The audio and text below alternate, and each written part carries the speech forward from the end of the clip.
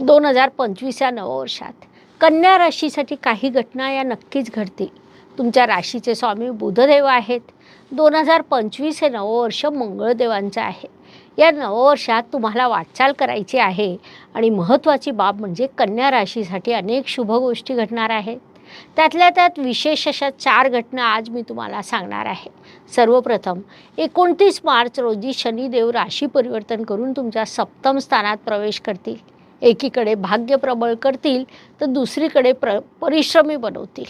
तुमच्यासाठी वास्तुयोग निर्माण करतील.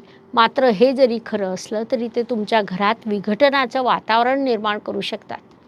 त्यानंतर 14 मे रोजी गुरुदेव राशी परिवर्तन करून तुमच्या दशम स्थानात प्रवेश करतील.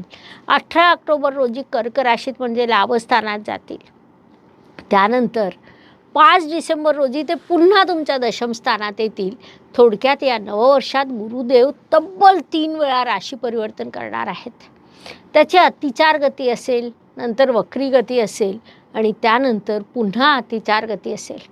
इतर राशींसाठी त्यांचं हे मार्गक्रमण त्रासदायक असलं तरी कन्या राशीसाठी ते लाभदायक राहणार आहे.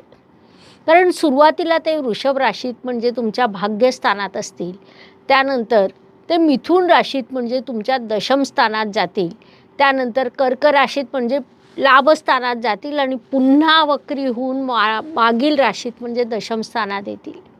या तीनही स्थानांमधून ते तुम्हाला शुभ फळं देणार आहे.